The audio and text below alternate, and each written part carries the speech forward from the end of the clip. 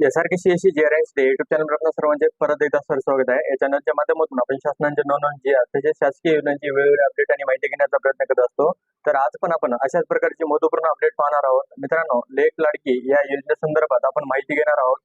या लेख लाडकी योजनेमध्ये कोणकोणत्या मुली या ठिकाणी वय पात्रता असणार आहे आणि त्यानंतर त्यांना किती प्रमाणात लाभ मिळणार आहे याची देखील आपण माहिती पाहणार आहोत। तर व्हिडिओ शेवटपर्यंत पूर्ण पहा आणि चॅनलवर जर का नवीन असेल तर चॅनलला सबस्क्राईब करा आणि सोबत दिलेल्या बेल आयकॉन बटनावर क्लिक करा, जेणेकरून आपल्याला अशाच प्रकारचे नवनवीन अपडेट आणि इतर काही माहिती आपल्यापर्यंत वेळोवेळी पोहोचत राहतील। तर व्हिडिओ शेवटपर्यंत पूर्ण पहा। मित्रांनो, लाभार्थी पात्रता यामध्ये जे कुटुंब पिवळ्या व केशरी शिधापत्रिका धारक आहेत त्याच कुटुंबातील मुलींना लाभ मिळणार आहे।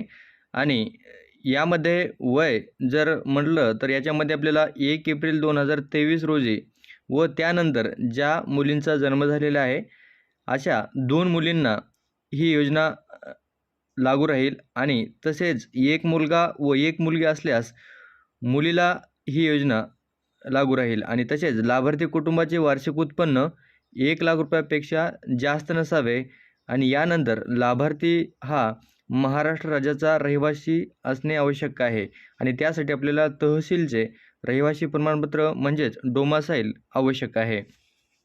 आणि यानंतर ज्या मुली या पात्रतेचे निकष पूर्ण करतात त्या मुलींना जन्मानंतर 5,000 रुपयांचा पहिला टप्पा पडणार आहे आणि त्यानंतर इयत्ता पहिलीत गेल्यानंतर 6,000 रुपये आणि तसेच 6वी या वर्गात गेल्यानंतर 7,000 रुपये आणि 11वी या वर्गात प्रवेश मिळाल्यानंतर 8,000 रुपये आणि तसेच मुलीचे वय 18 वर्षे पूर्ण झाल्यानंतर 75,000 रुपये मिळणार आहेत।